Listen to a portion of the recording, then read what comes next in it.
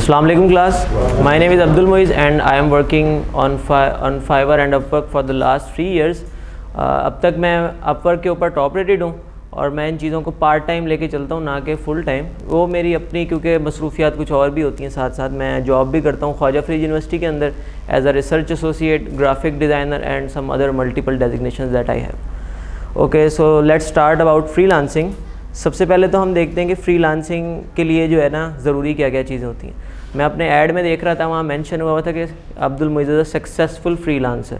तो सक्सेसफुल का क्या मतलब होता है? सबसे पहले तो हम ये चेक करेंगे ना कि सक्सेसफुल फ्रीलांसर से मुराद क्या होता है। क्या बहुत ज़्यादा पैसे कमाने वाला सक्सेसफुल है, बहुत ज़्यादा क्लाइंट्स या बहुत ज़्यादा रिलेशनिंग वाला सक्सेसफुल है, उस चीज़ से क्या मुराद है? सो लेट्स स्टार्ट। जैसे कि मैंने अपना अभी थोड़ा सा इंट्रोडक्शन दिया था कि मैं एक सीनियर ग्राफिक डिज़ाइनर हूँ, ट्रेनर हूँ, काउंसलर हूँ। उसके अलावा पार्ट टाइम फ्रीलांसिंग करता हूँ और अब तक माशाल्लाह से 200 प्लस कॉन्ट्रैक्ट्स मैंने अलग अलग किस्म की jobs long term short term जो है कंप्लीट की हुई हैं। और ड्यूरिंग ये लास्ट 3 इयर्स जो है वो अल्हम्दुलिल्लाह $16,000 प्लस अर्न किए हैं। अच्छा, इसके बाद और ये सब चीज़ें जो है ना ये मैं पार्ट टाइम करता हूँ। अच्छा, अब जो हम आज पढ़ेंगे वो हम ये 5 चीज़ें पढ़ेंगे। सबसे पहली चीज़ तो है कि सक्सेस क्या होती है और हमने उसको अचीव कैसे करना होता है, और मोटिवेशन क्या चीज़ होती है। तीसरी चीज़ है कि क्वालिटीज़ क्या होती हैं जो एक अच्छा सक्सेसफुल फ्रीलांसर के पास जो होनी चाहिए। चौथी है कि हम लोग अपवर्क की टिप्स के ऊपर बात करेंगे और फाइवर के ऊपर बात करेंगे कि वो कौन सी टिप्स और ट्रिक्स हैं जिसके थ्रू हम लोगों को जॉब मिलने में या जिसे कहते हैं कि ऑर्डर मिलने में जो है हमें आसानी होती है। So now let's start. Success basically होती है कि आपने एक एम बनाया है। यानी सक्सेस ऐसा नहीं है कि आप कहो कि मेरा फाइवर चल पड़े तो मेरे लिए सक्सेस है। नहीं, ये सक्सेस नहीं है। मेरे लिए अपवर्क चल पड़े मेरा सक्सेस नहीं, ये सक्सेस नहीं है। सक्सेस वो है जो आपने एक लॉन्ग टर्म प्लान किया है कि मैं अपने आप को अगले 5 साल बाद, 10 साल बाद हेलो वर्ल्ड या इससे बड़ी या इससे छोटी कंपनी का एक CEO देखना चाहता हूँ। या मैं जो हूँ वो लेट सपोज़ ये सोच के काम कर रहा हूँ कि in the next future 5 years के बाद जो है मैं अपनी मल्टीपल कंपनीज़ बना सकूँ। तो सक्सेस की डेफिनेशन जो है ना वो आपकी लॉन्ग टर्म प्लानिंग के साथ होती है कि आपने एक गोल, लॉन्ग टर्म गोल बनाया है और उसको अचीव कर लिया है, तो वो आपकी सक्सेस है। अब वो आपके यानी अगर आप डेली रूटीन लाइफ के अंदर देखें तो उसमें भी आप लॉन्ग टर्म प्लानिंग कर सकते हैं। अगर आप अपने प्रोफेशनल लेवल के अंदर देखें तो आप उधर भी लॉन्ग टर्म प्लानिंग करके सक्सेस ले सकते हैं। सक्सेस के लिए चाहिए क्या होती हैं? ये 4 पिलर्स हैं जो सक्सेस के लिए सबसे ज़्यादा ज़रूरी होती है। अजान हो रही है? लेट्स जस्ट वेट फॉर अजान।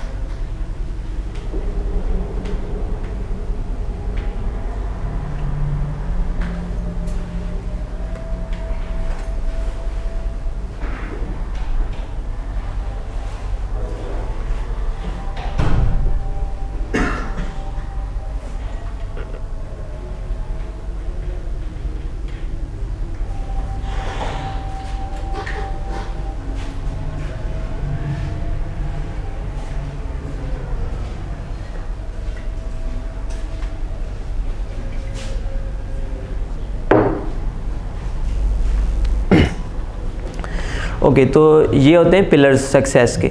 अब हम लोग इनमें से देख लेते हैं कि ये होते क्या हैं। सबसे पहली चीज़ जो है हसल। हसल क्या होता है बेसिकली, हम वर्क हार्ड को कहते हैं।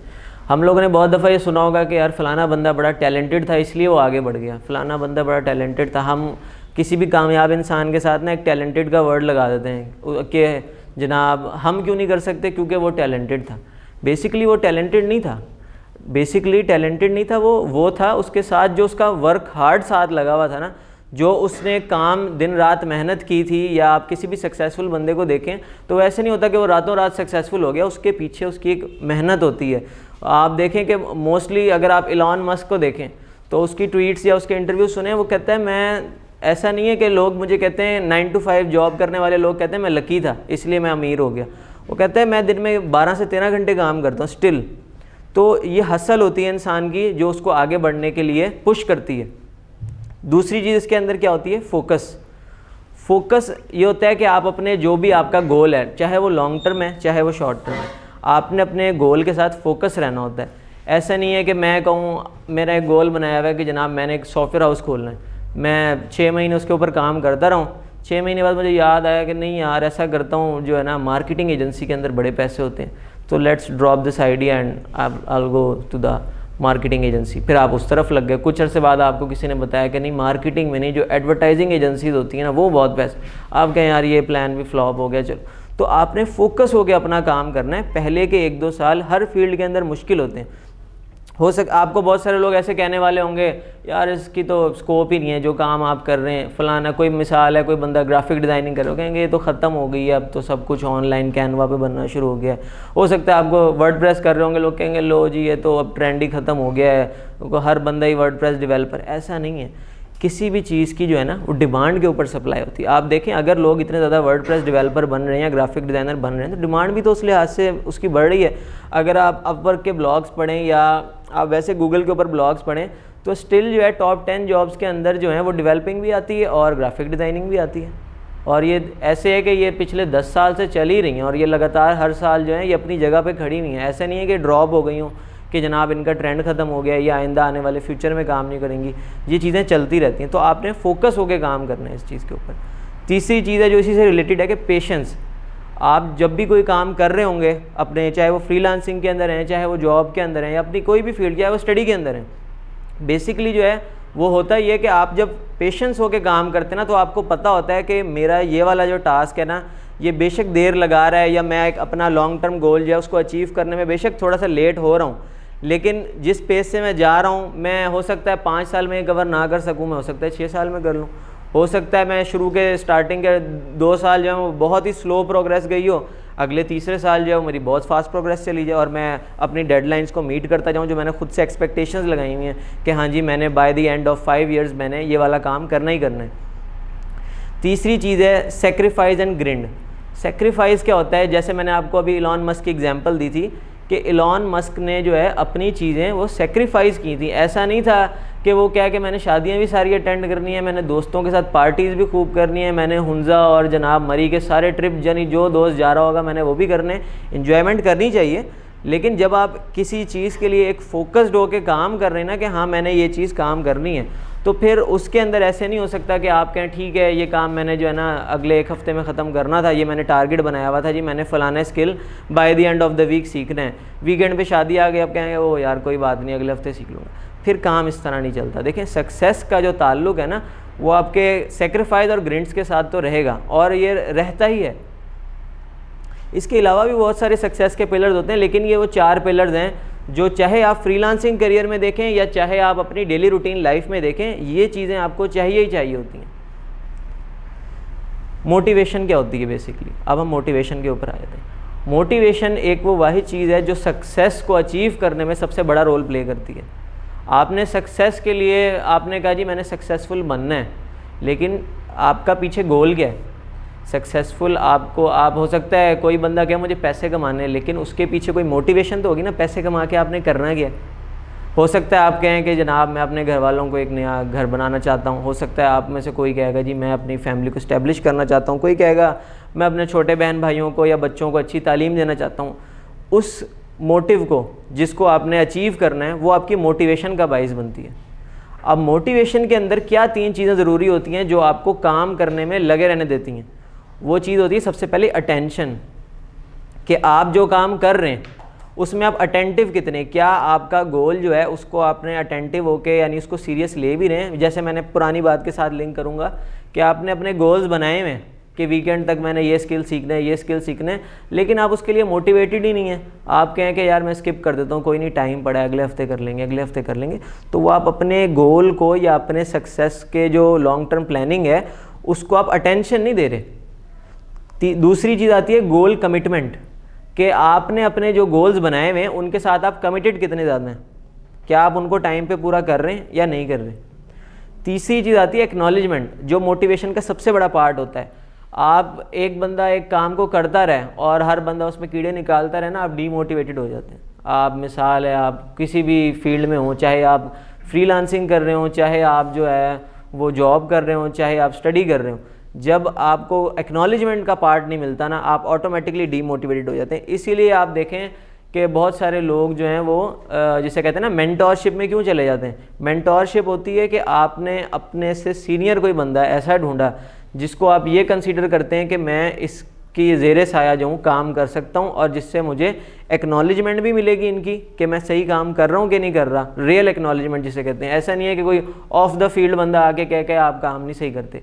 ये जो है ना, ये कंस्ट्रक्टिव क्रिटिसिज्म नहीं होता कि ऑफ द फील्ड कोई बंदा आके कहते हैं मैं ग्राफिक डिज़ाइनर हूँ, मैं एक वर्डप्रेस की वेबसाइट की कोडिंग देख के कहूँ नहीं यार ये नहीं सही, आप ना क्लासेस सही नहीं लगा रहे, आपने जनाब पैडिंग सही नहीं लगाई हुई, मैं ऑफ द फील्ड बंदा हूँ, मेरा ये काम ही नहीं है। आपके अपने फील्ड के अंदर कोई बंदा अगर आपको ये चीज़ समझाएगा जो आपका सीनियर है ना, वो चीज़ आपको ज़्यादा, वो कंस्ट्रक्टिव क्रिटिसिज्म भी होगा। और क्रिटिसिज्म के अंदर जो मेन रूल होता है ना, यहाँ पे लोग समझते नहीं है। क्रिटिसिज्म का रूल ही होता है कि सबसे पहले आपने उस चीज़ की पॉजिटिव चीज़ों को हाईलाइट करना होता है, उसके बाद जाके आप अपना इनपुट देते हैं कि अच्छा इसको हम थोड़ा सा इस तरह बेहतर कर सकते हैं। ना कि मैं ओपन करूँ आपको दिखाऊँ, दिखाएं ज़रा, नहीं नहीं आपकी ये चीज़ भी गलत है, ये भी गलत है, ये this is not constructive criticism, ठीक है ना। ये फीडबैक का तरीका ही नहीं होता। तो आपको फीडबैक में एक्नॉलेजमेंट जो है ना, ये मिलना बहुत ज़्यादा इंपॉर्टेंट है, ठीक है। तो ये तो हो गई सक्सेस और सक्सेस के लिए आने वाली मोटिवेशन। अब हम इसको लिंक करते हैं कि फ्रीलांसिंग के अंदर ये चीज़ें कैसे हमारे काम आती हैं। क्वालिटीज़ ऑफ सक्सेसफुल फ्रीलांसर क्या होता है। फ्रीलांसर अगर हम पिछली वाली चीज़ों के साथ देखें तो ये बहुत सारी चीज़ें इसमें कनेक्ट करती हैं। सबसे पहली चीज़ है वो सेल्फ डिसिप्लिन है, ठीक है। उसके अंदर रिस्पॉन्सिबिलिटी है, उसके अंदर कंसिस्टेंसी है कि मैंने ये काम करना ही करना है। फ्रीलांसिंग क्योंकि एक ऐसी फील्ड होती है कि आपके ऊपर कोई बंदा देखने वाला नहीं होता। आपने मिसाल है, आपको क्लाइंट्स का काम आ रहा है, हो सकता है आप बिल्कुल इजी हो जाएं, आप कहें ठीक है मैं कर तो लेता हूँ, क्लाइंट्स आ रहे हैं जा रहे हैं, 2-4 चले भी जाएंगे तो कोई मसला नहीं है। तो ये क्या है, आप सेल्फ डिसिप्लिन नहीं है। आपको उनको टाइम पे रिस्पॉन्स करना होगा, आपने उनको बताना होगा जी मैंने ये काम करना है, ये काम नहीं करना, ठीक है। गुड टाइम मैनेजमेंट, बिल्कुल एग्जैक्ट इसी के साथ ही मैच करती है चीज़ कि हमने अपने टाइम को मैनेज करना होता है। आप अपने क्लाइंट्स के साथ क्लियर रहेंगे कि जनाब एक मिसाल है, आप अपवर्क पे या फाइवर पे ऑनलाइन होते हैं तो आप शो हो रहे होते हैं कि आप ऑनलाइन हैं। ऐसे नहीं है कि आपको आपके क्लाइंट ने मैसेज कर दिया, आप कहें कि नहीं यार अभी मैं जो हूँ ना मैं खाना खा लूँ तो उसके बाद मैं ज़रा काम जाऊँगा, मैंने 2-4 काम और करने तो मैं इसको शाम को रिप्लाई कर दूँ। क्लाइंट को नज़र आ रहा होता है कि आप ऑनलाइन हैं और ये बहुत बैड इंप्रेशन पड़ता है क्लाइंट के ऊपर कि क्लाइंट आपको देख रहे हैं आप ऑनलाइन हैं और आप 12-12 घंटे तक जो उसको रिप्लाई नहीं करते।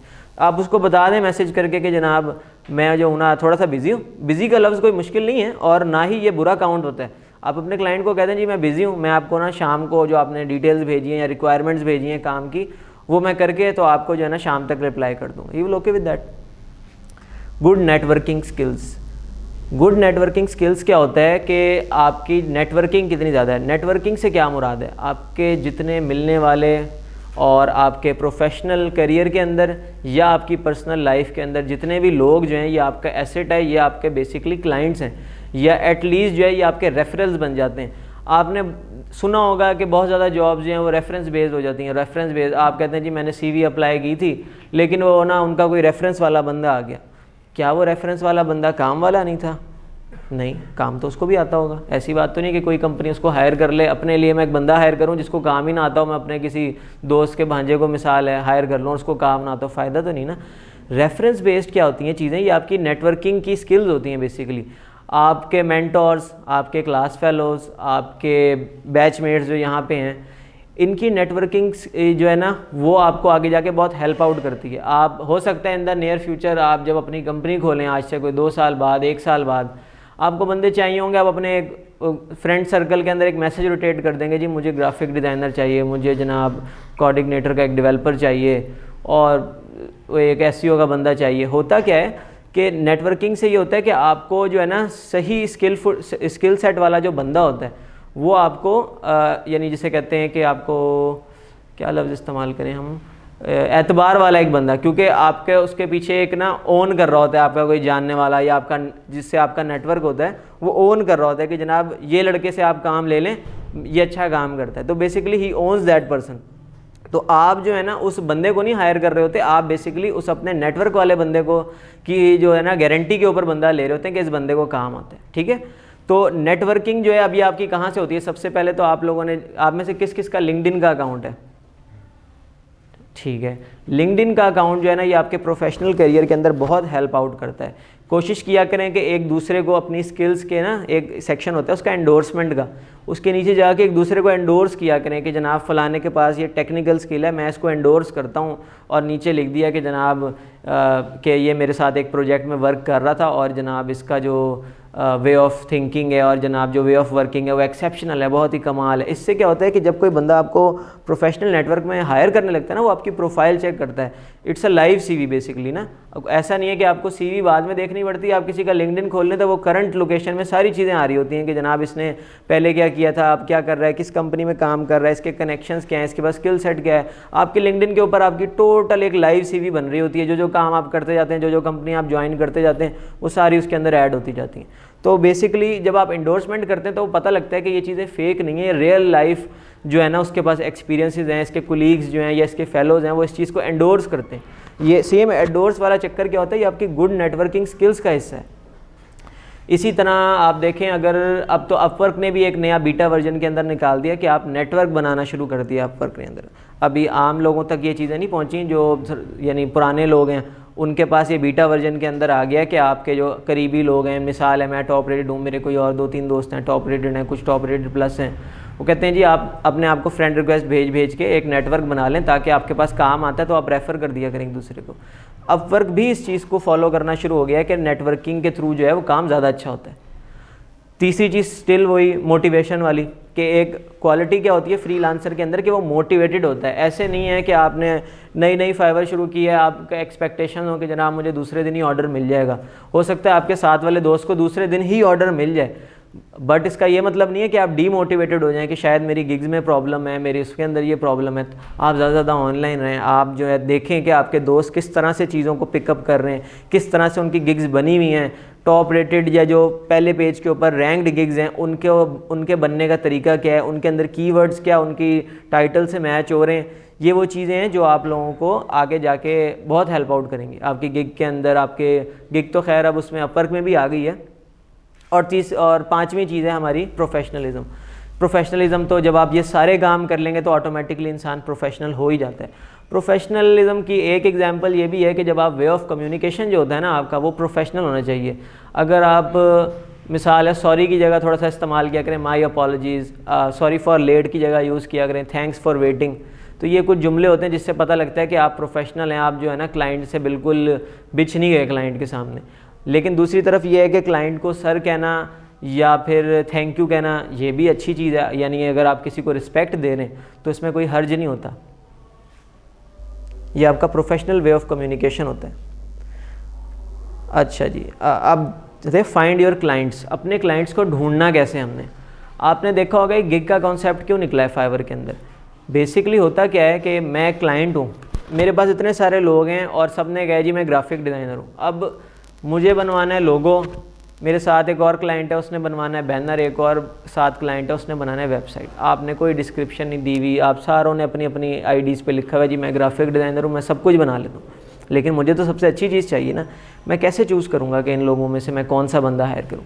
इसके लिए आ जाती है कि आपने जो है ना टारगेटेड ऑडियंस के लिए, जो अपने टारगेटेड क्लाइंट्स हैं ना उनके लिए अपने आप को तैयार करना होता है, अपने आप को शोकेस करना होता है। कि मतलब अगर आप लोगो डिज़ाइनर हैं तो आपकी प्रोफाइल, आपकी जो है हेडलाइंस जो होती हैं अपवर्क की, टाइटल्स जो होते हैं और उसके अलावा आपकी डिस्क्रिप्शन में ज़रा क्लियर करके लिखा हुआ हो कि आप लोग जो हैं इस फील्ड से रिलेटेड काम करते हैं। अब इसके आपको एग्जांपल दिखाऊं कि ये होती है रैंडम हंटिंग, कि आपने जनाब एक जाल फेंका पानी के अंदर, जो मछली आ गई, छोटी आई बड़ी आई जैसी मर्जी नस्ल की हो, वो आपने उठा ली, आपने जाके मार्केट में बेच दी। और दूसरी होती है टारगेटेड हंटिंग, ये वो होती है जब आप अपना क्लाइंट या आप जो अपनी फ़िश है उसको टारगेट करके पानी में उतरते हैं और उसके बाद जाके आपको स्पीयर गन से आप उसको हंट करके लेके आते हैं। इन मछलियों की जो है वो वैल्यू ज़्यादा होती है। अब इधर देखेंगे आप, आपके पास क्वालिटी तो आ रही, क्वांटिटी तो आ रही है, लेकिन क्वालिटी नहीं रिसीव हो रही। क्वालिटी जो है वो यहाँ पे जाके आती है। तो आप लोगों ने क्वालिटी के पीछे जाना है कि आप अगर आप मिसाल है आप बड़े समंदर की छोटी मछली बन जाएंगे ना तो आपका फ़ायदा नहीं बनेगा। इससे अच्छा है कि आप छोटे समंदर की बड़ी मछली बने। आपको पता हो कि मैं इस चीज़ में एक्सपर्ट हूँ, इसी फील्ड के अंदर मैंने रहना है, साथ साथ सीखते जाएं, अपने स्किल को पॉलिश करते जाएं, अपनी फील्ड बढ़ाते जाएं। लेकिन आपको ये पता हो कि हाँ जी मैं इस स्किल सेट के अंदर जो हूँ ना वो मेरी एक्सपर्टीज़ सबसे हाई है, और अगर कोई क्लाइंट आता है तो बाकियों के मुकाबले जो है मेरी प्रेफरेंसेस ज़्यादा हैं। अब आप ये कैसे सोचेंगे, आप में से ज़्यादा से ज़्यादा बंदों को अपना यही नहीं पता होगा कि शायद मैं किस फील्ड में अच्छा हूँ। एक मिसाल है, आप में से कोई ग्राफिक डिज़ाइनर होगा, वो अभी सीख रहा है, पहले दूसरे महीने के अंदर है, या उसने अभी नया नया काम स्टार्ट किया है, 2 3 4 5 महीने हुए हैं, तो वो कहेगा यार अभी तो मैंने फील्ड ही नहीं पूरी देखी है मैंने, तो मुझे कैसे पता लगेगा मैं किस में अच्छा हूँ। तो उसका सबसे बेहतर तरीका होता है कि सबसे पहले आपको एलिमिनेट करनी होती हैं वो फील्ड्स जिसमें आपको लगता है कि आप अच्छे नहीं हैं। अब मिसाल है, मैं कहूँगा जी मैं मीट की कैटेगरी के अंदर अच्छा नहीं काम कर सकता, क्या गोश्त और उनको डिज़ाइन कैसे बनाऊँगा मेरी नहीं समझ में आते, मैं उसको साइड पर कर दूँगा। कोई बंदा कहेगा मैं फार्मिंग से रिलेटेड काम नहीं करता, मुझे उसका ज़्यादा एक्सपीरियंस नहीं है, तो मैं जो हूँ ना इसको साइड पे कर लूँ। जितने आप चीज़ों को एलिमिनेट करते जाएंगे ना आपको क्लैरिटी आती जाएगी कि मैं किस फील्ड के अंदर ज़्यादा अच्छा हूँ या किस निश के अंदर जो है ना मैं ज़्यादा अच्छा काम कर सकता हूँ। तो ये होता है क्लाइंट्स ढूंढने का और क्लाइंट्स को आगे लेकर चलने का तरीका। अब हम आ जाते हैं अपवर्क की टिप्स और ट्रिक्स के ऊपर, ठीक है। अब ये कुछ बिडिंग स्टैटिस्टिक्स हैं जो मैं एक ब्लॉग में पढ़ रहा था। वो कहते हैं कि अपवर्क के अंदर जो वो बिड्स जो 100 वर्ड से कम होती हैं उनमें 11% इंक्रीज़ एज़ कम्पेयर टू बाकी बिड्स के जो हम लंबी लंबी बिड्स लिखते हैं। आपने स्पेसिफिक बिड लिखनी होती है अपने क्लाइंट के लिए और प्रॉपर वे में लिखनी होती है कि जो उसकी जो है ना जिसे कहते हैं रिक्वायरमेंट्स हैं उनको फुलफ़िल करते हुए। उसका स्ट्रक्चर भी अभी मैं आके आपको दिखाता हूँ। एक और स्टैटिस्टिक्स है, वो कह रहे हैं कि जनाब जो वीडियो होती है वो 19% इंक्रीज़ देती है आपके प्रपोज़ल को। अच्छा, मज़े की बात यह कि वीडियो अपवर्क के अंदर भी ज़्यादा जो है ना वो दे रही है, इंक्रीज़ दे रही है, बूस्ट दे रही है। और इसके अलावा फाइवर तो देता ही जो है ना, वो कहते हैं कि आपकी 3 तो वो लगानी होती है आपने गिग इमेजेस। अगर वो कहते हैं आप वीडियो लगा लेते हैं साथ तो ये ऑटोमेटिकली बूस्ट देती है और अच्छा भला बूस्ट देती है। वो आगे जाके मैं आपको शेयर भी करता हूँ। अब होता क्या, प्रपोज़ल का स्ट्रक्चर क्या होता है जो हम लोग अपवर्क के ऊपर देते हैं। प्रपोज़ल के स्ट्रक्चर के अंदर ना अगर आप एज अ क्लाइंट देखें ना, कोशिश किया करें कि चीज़ों को जब समझ रहे होते हैं ना तो एज अ क्लाइंट देखें। जब आपने क्लाइंट की साइकी को देखना है ना तो एज अ क्लाइंट चले जाएँ। कोई फेक अकाउंट बना लें एज अ क्लाइंट के तौर पे, उधर एक नकली की जॉब पोस्ट कर दें, बहुत ज़्यादा यानी जो है ना उसके पैसे लिख दें। अनवेरीफाइड पेमेंट में होगी ऑब्वियसली, आपने कौन सा उधर अपना कार्ड लगाना है, उससे आपको प्रपोजल्स आना शुरू हो जाएंगे। आपको ये पता लगेगा कि लोग बेसिकली कैसे प्रपोजल्स भेजते हैं। उधर आप हटा दें पाकिस्तान, इंडिया, फ़िलिपीन, इन कंट्रीज़ को लिख दें कि इनका मुझे नहीं चाहिए, ताकि आपके पास जो है ना वो बाहर के मुल्क के प्रोफेशनल लोगों के प्रपोजल्स आना शुरू हो जाएँ। उसमें आप उनको अगर आप चेक करेंगे ना तो जो क्लाइंट जो फ्रीलांसर्स जो अपना प्रपोज़ल भेजते हैं ना वो हार्डली 1 to 2 लाइन्स आ रही होती हैं उसके अंदर कि जनाब आपको अगर आप अपनी वही बनी बनाई भेजेंगे ना, hello I am a very expert graphic designer and फलाना फलाना, वो देखेगा वो कहेगा यार ये तो जर्नल है। बेशक आपने नीचे बेशक उसकी सारी चीज़ें लिखी हुई हो, तो वो कहते हैं क्या है कि custom sentence that specify reference from the clients project. आपकी पहला सेंटेंस ही वो होना चाहिए जो क्लाइंट पढ़े ऊपर से ही लिस्ट में से। जैसे आपको व्हाट्सएप के ऊपर मैसेज नज़र आ जाते हैं ना जिसमें लिखा हुआ होता है फॉरवर्ड मैसेज या अस्सलामु अलैकुम और जनाब उम्मीद है आप खुशी होंगे, आप पढ़ते ही नहीं, आप कहते हैं ठीक है यार ये तो किसी ने हमें फॉरवर्ड मैसेज किया। कोई बंदा आपका नाम लेके मैसेज करेगा ना कि तलहा या कासिम या वसीम, तो आप कहेंगे यार ये मेरे लिए ही मैसेज है, स्पेशली खोल के देखता हूँ क्या है। तो custom sentence that specify reference from the clients project, कि आपने पहला सेंटेंस जो है ना वो उससे मिलता जुलता या उसी की बात का होना चाहिए जो उसके क्लाइंट ने जिसके जॉब पोस्ट की है। दूसरी बात क्या होती है कि tell them who you are and who you have helped, कि आप कौन हैं, उसके बाद आपने पहले आपने उसकी जो उसका मसला है या उसकी जॉब डिस्क्रिप्शन है उससे रिलेटेड बात करनी है, और उसके बाद आपने बताना है कि जनाब hello my name is Qasim and I am an expert WordPress developer, और जो भी आपकी फील्ड होगी, मैंने अब तक जो है वो 10 साल का एक्सपीरियंस है या 3 साल का एक्सपीरियंस है, और अब तक मैंने मल्टीपल क्लाइंट्स जो हैं या हंड्रेड्स ऑफ क्लाइंट जो हैं वो इस फील्ड से रिलेटेड डील किए हैं।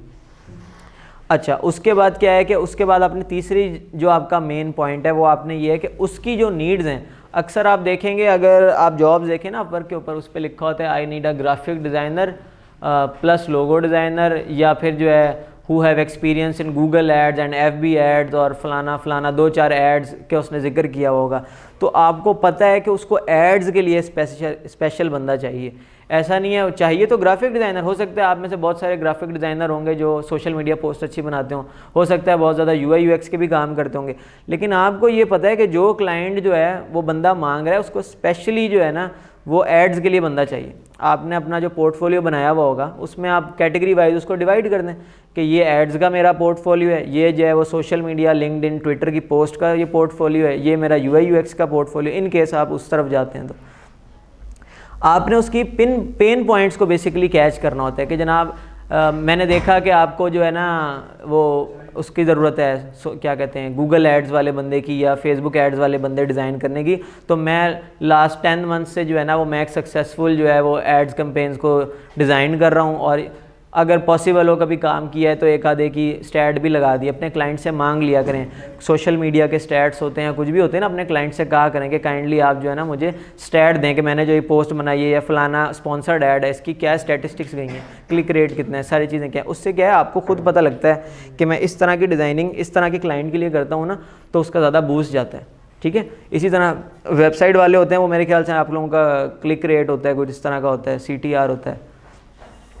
अच्छा, उसके बाद हम लोग आ गए, ये एक एडिशनल ऑप्शनल फ़ीचर होता है, कुछ लोग करते हैं, बड़ी कंपनीज़ को में ये ज़्यादा पसंद किया जाता है कि आपको अगर एक जॉब पोस्ट हुई है फुल फ्लैज, तो आपने उसके ऊपर एक लूम या और भी बहुत सारे स्क्रीन रिकॉर्डर और साथ कैमरे के साथ भी उसमें वो वीडियोस बन जाती हैं। आपने एक वीडियो मैसेज बना दिया कस्टम 30 सेकंड का 40 सेकंड का कि hello Alex, I have seen your job post that you need a graphic designer into Facebook ads or for your social media ads, and believe me that for the last 10 years I have made hundreds of design for my clients। और इस तरह करके पूरी बात आप उसको एक English में अच्छी सी अपनी वीडियो बना के उसको भेज दें। जो बड़ी कंपनीज होती हैं वो प्रेफर करती हैं, वो कहती हैं कि इस बंदे ने कस्टम हमारी जॉब पढ़ी है और इतना पेन लिया है और ये इस चीज़ में इतना इंटरेस्टेड है कि इसने एक 30 सेकंड की वीडियो भी बना के हमें भेज दी है कि मैं जो हूँ आपका ये काम करूँगा और इस तरह करूँगा। चौथी और आखिरी चीज़ कि आपने चीज़ों को सिंपल लेके और बड़े ही पोलाइट वे से जो है ना वो ख़त्म करना होता है, कि ऐसा नहीं है कि आप कह दें कि जनाब अगर आपने मुझे हायर नहीं किया तो आप पछताएंगे, आपने ज़िंदगी का सबसे बड़ा नुकसान जो है वो मुझे ना हायर करके करेंगे।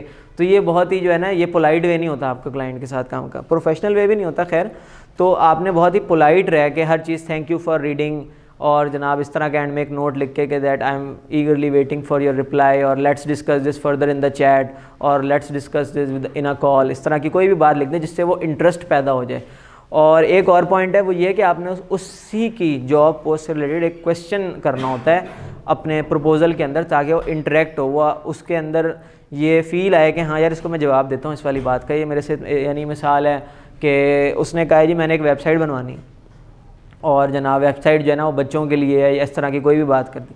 अब आप हो सकता है वो आप जब उसको प्रपोज़ल लिख रहे हो आप उससे उसी की रेलिवेंट सवाल करोगे, अच्छा तो वो बच्चे जो हैं जनाब वो किस फील्ड से रिलेटेड हैं, यानी हो सकता है वो क्या मैंने एकेडमी से के लिए ऐड बनवाना है, आप उससे सवाल पूछो कि वो किस फील्ड की एकेडमी, क्या वो टेक की एकेडमी है, क्या वो साइंस की एकेडमी है। अब उसका इंटरेस्ट पैदा होगा कि यार इस बंदे ने मेरी बात पे गौर भी की है और सवाल भी किया है, तो क्यों ना मैं इसको रिप्लाई करता हूँ। क्लाइंट की जो लीड जनरेशन होती है ना वो सबसे ज़्यादा मुश्किल होती है बेसिकली, कि क्लाइंट को अपने इनबॉक्स में लेके आ जाना। इनबॉक्स में आने के बाद आप उसको अगर एक कॉल के लिए मना लेते हैं ना, फिर तो आपके हायर होने के चांसेस समझें कि 50% ज़्यादा इंक्रीज़ होते हैं एज़ कम्पेयर टू बाकी अदर लोग जो चैट पे बात कर रहे हैं। चैट पे क्लाइंट भी कंफर्टेबल नहीं होते, एट अ टाइम आप 3-3 बंदों से चैट करोगे फ्रीलांसर के साथ। जैसे ही आप उनको कहते हैं कि मैं जो हूँ कॉल पे आपको ले लेता हूँ, कहता है ठीक है, इसका मतलब है कि आप अगर वो ओके कर देता है तो इसका मतलब ये कि आप बाकी सबसे बहुत ज़्यादा आगे निकल गए। क्योंकि जब आप कॉल पे चीज़ें डिस्कस करेंगे तो वो भी आपको उतना ही टाइम देगा, उसका टाइम डिवाइडेड नहीं होगा कि मैं फ्रीलांसर नंबर 1 से भी बात कर रहा हूँ, 2 से भी बात कर रहा हूँ, 3 से भी बात कर रहा हूँ, पहले से रेट ले लिया, दूसरे से रेट ले लिया, तीसरे से ले लिया।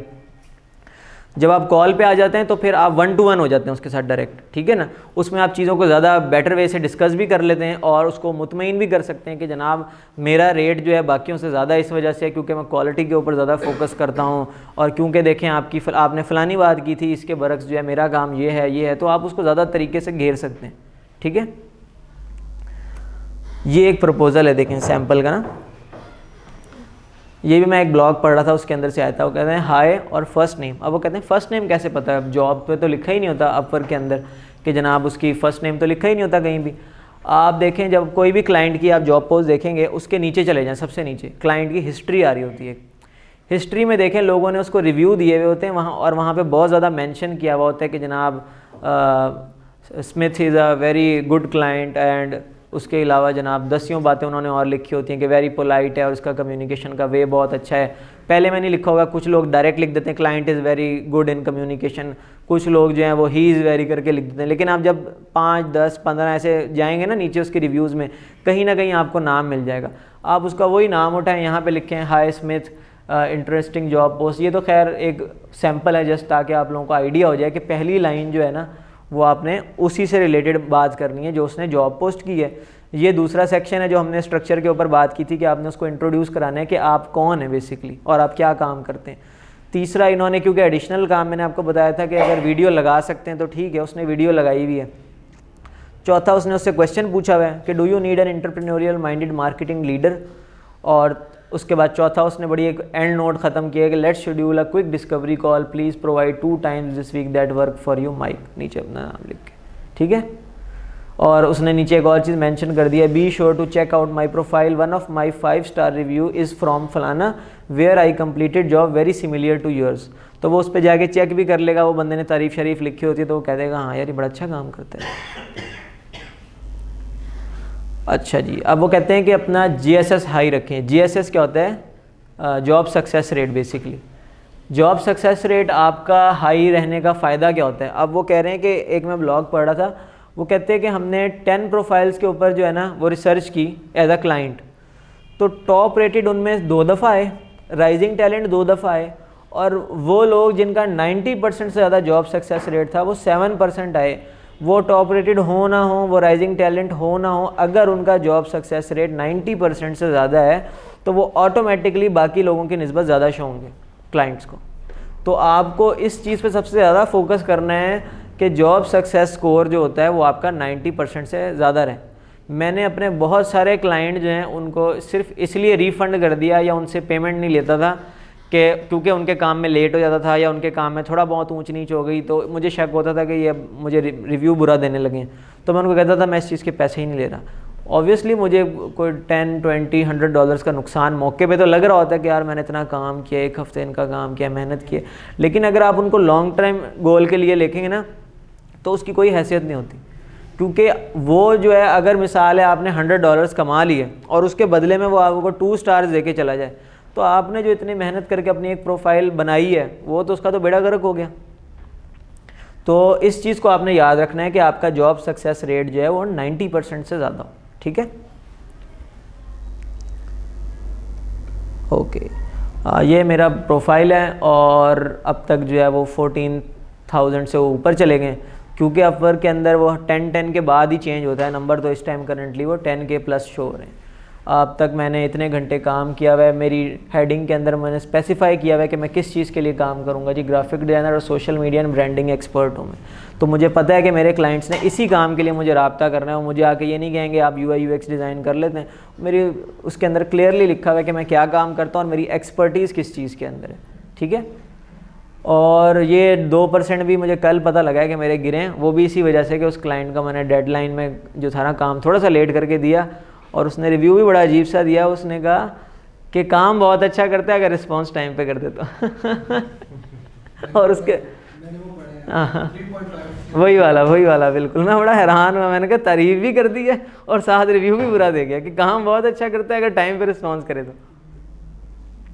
अच्छा जी, अब ये है कि अब आपका सबसे बड़ा एसेट क्या होता है, नए क्लाइंट्स लाना जो है ना वो एज़ कम्पेयर टू कि आपके पुराने क्लाइंट्स के साथ काम कर रहे हैं वो बहुत मुश्किल होता है। तो आपका सबसे बड़ा एसेट जो होता है ना वो आपके करंट क्लाइंट्स होते हैं जिनके साथ आप काम कर रहे हैं, ठीक है। अब सबसे पहली चीज़ ये है कि आपने अपनी इंटेंशंस क्लियर करनी होती है अपने करंट क्लाइंट के साथ जिनके साथ आप काम कर रहे हैं। ऐसे नहीं है कि अगर उसने आपको अर्ली बेसिस पे हायर कर लिया तो आपकी इंटेंशन ही ये हो कि मैंने बस इससे दबा दबा के घंटे पूरे करने और मैंने काम जो है ना चार्ज करते रहना है। ये आपकी इंटेंशन जो है ना वो पहले ही क्लाइंट के साथ क्लियर कर दें। या हो सकता है आपको लग रहा है कि ये काम ज़्यादा लंबा है, क्लाइंट एक्सपेक्ट कर रहा है कि ये काम 2 घंटे का है, आपको लग रहा है 5 घंटे का है, आप अर्ली रेट में उससे जो है 5 घंटे बाद काम करके दो, वो कहे तो इतने पैसे चार्ज करते हैं। आप उससे पहले ही इंटेंशंस क्लियर कर लो कि मुझे लगता है ये काम जो है ना ये 2 घंटे में होने वाला नहीं है, ये 4 से 5 घंटे का है। तो लेट्स सपोज मैं इस पर काम शुरू करता हूँ, अगर मुझे जहाँ ज़रूरत पड़ी तो मैं आपको दोबारा रब्ता कर लूँ। क्लाइंट इसको अप्रिशिएट करेगा कि हाँ यार इस बंदे ने अपना कंसर्न दे दिया मुझे, अब जहाँ पे कोई प्रॉब्लम आएगा तो वो हम लोग फेस कर लेंगे। मीट एक्सपेक्टेशंस के क्लाइंट की एक्सपेक्टेशंस को मीट करें आप। जो आपके करंट क्लाइंट्स चल रहे हैं ना उनमें सबसे इंपॉर्टेंट चीज़ होती है कि आप उन्होंने आपसे एक्सपेक्टेशंस ये लगाई हुई है कि जनाब ये बंदा हमें जो है ना ये मंडे तक काम कर देगा, आप उसको वेंसडे तक ना काम करके दें तो ये भी एक तरह से आप उसकी एक्सपेक्टेशंस को मीट तो नहीं कर रहे। या हो सकता है वो आपसे एक्सपेक्ट कर रहा है कि आप जो है ना चिल्ड्रंस के लिए डिज़ाइंस बना रहे हैं या वेबसाइट बना रहे हैं तो आप कलर्स उस तरह के यूज़ करेंगे या थीम उस तरह का यूज़ करेंगे, आप उनको बना दें टेक रिलेटेड चीज़ें, तो वो भी आप उसकी एक्सपेक्टेशंस को तो नहीं मीट कर रहे। तो क्लाइंट की एक्सपेक्टेशंस को मीट करना होता है। तीसरी चीज़ है ऑनेस्ट रहना है। ये आपकी पहली वाली बात से ही मैच करती है कि आपने अपनी इंटेंशंस क्लियर कर ली, तो मतलब आप अपने क्लाइंट के साथ ऑनेस्ट हैं। कुछ लोग होते हैं वो अपनी कंपनीज़ टू कंपनीज़ चल रहे होते हैं, उसके अंदर ये लफ्ज़ बहुत ज़्यादा इस्तेमाल होता है। ऑनेस्ट रहने से मुराद ये होता है कि मिसाल है आप किसी कंपनी के लिए काम कर रहे हैं और वो कंपनी जो है वो खुद एक सर्विस बेस्ड एजेंसी है, मिसाल है वो लोगों को कंपनियों को हायर करती है और उनके लिए काम करती है। तो ऐसे ना हो कि आप आए इस कंपनी में, पीछे से आपने कॉन्ट्रैक्ट उधर कर लिया, इधर से आपने लाल झंडी करा के आप उधर निकल गए, ऐसा पॉसिबल नहीं है। आपने ऑनेस्ट रहना है। आप अपनी कंपनी के साथ ही ऑनेस्ट नहीं होंगे तो फिर किसके साथ होंगे।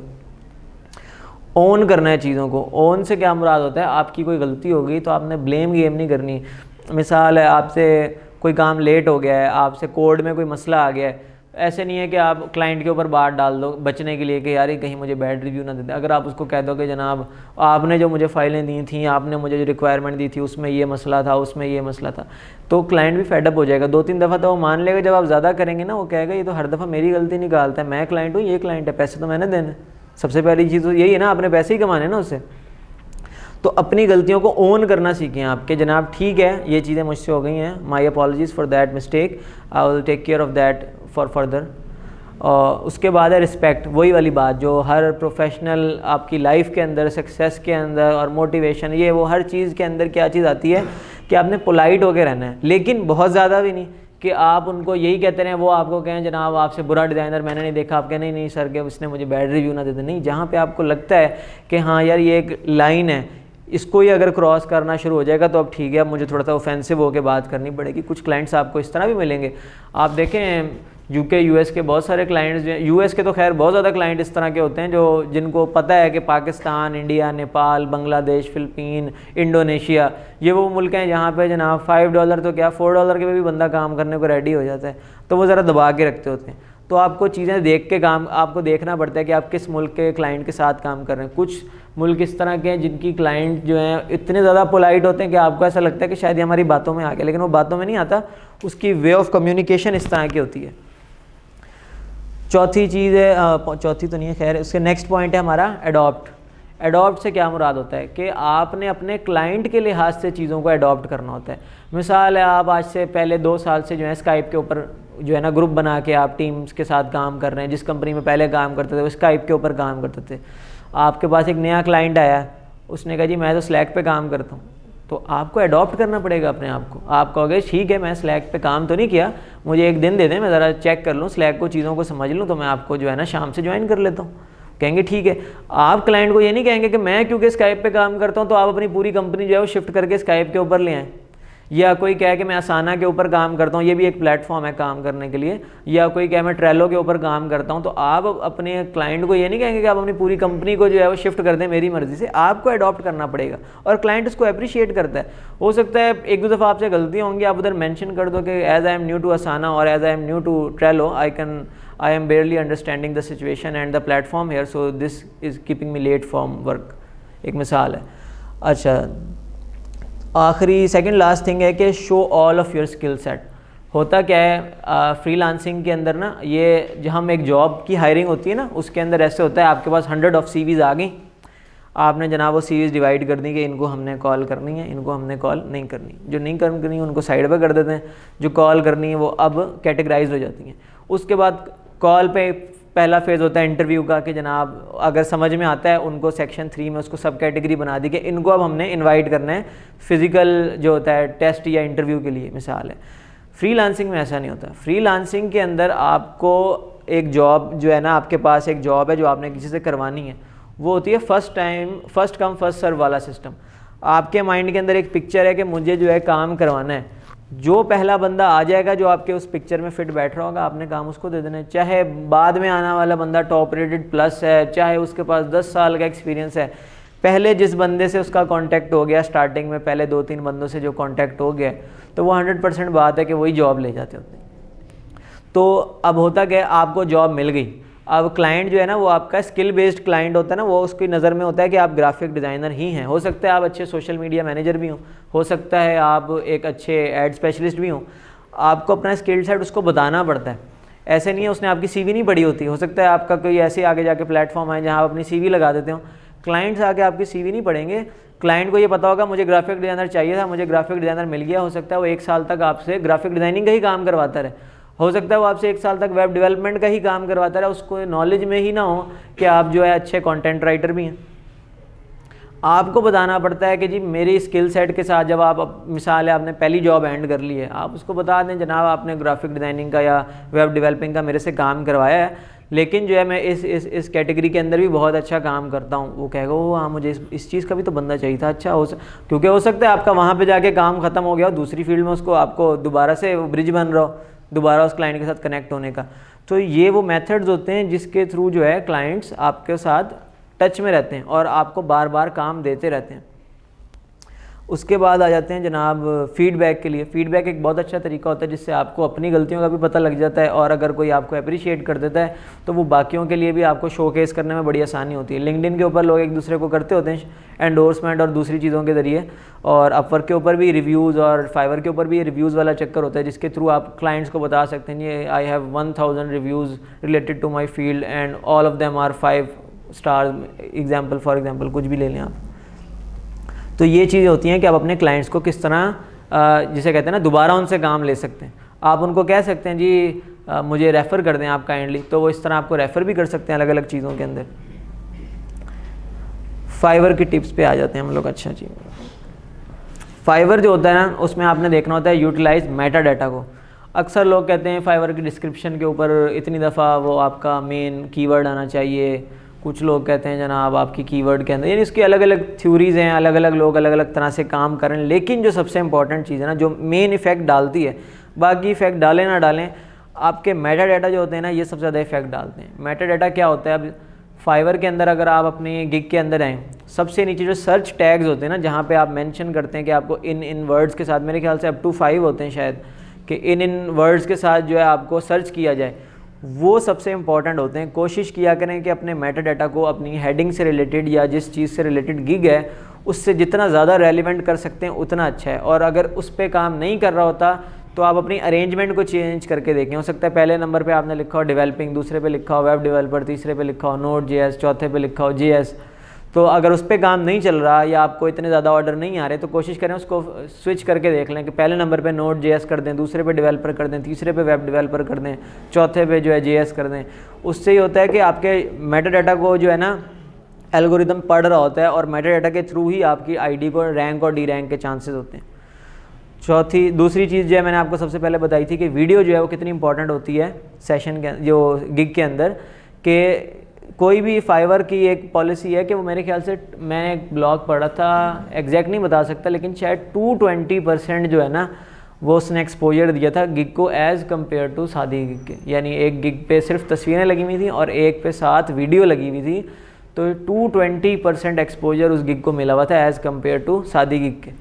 और जो वीडियो लगानी होती है, कुछ लोग जो है उसके स्पेशली कोई एनिमेटेड वीडियो बनवा रहा है, कोई बंदा इन्फोग्राफिक वीडियो बनवा रहा है, कुछ जो है वो थोड़ी सी नहीं होती बी रोल वीडियो होती है, उस तरह की चीज़ें बना रहे होते हैं। सबसे ज़्यादा जो इफेक्टिव वीडियो होती है वो आपकी अपनी होती है। आप एक क्लियर बैकग्राउंड के सामने बैठे हुए हो, आपने अपना थोड़ा सा इंट्रोडक्शन दिया है और अपनी एक्सपर्टीज़ के बारे में बता दिए, ये सबसे ज़्यादा इफेक्टिव वे होता है, क्योंकि क्लाइंट आपको लाइव देख रहा होता है, उसको पता होता है मैं इस बंदे से काम करवा रहा हूँ और इसकी ये एक्सपर्टीज़ हैं, ये कम्युनिकेशन स्किल्स हैं, तो मैं इसके साथ काम करना पसंद करूँगा। ये सबसे बेस्ट मेथड होता है।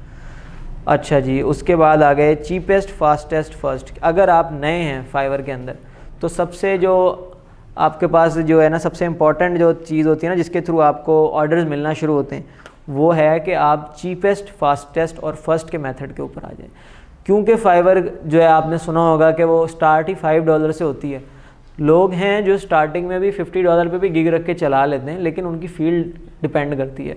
अब मैं ये तो नहीं कहूँगा कि Node.js का डेवलपर है वो $5 से स्टार्ट करे, ऑब्वियसली जो उसकी मार्केट वैल्यू चल रही है वो उस लिहाज से ले।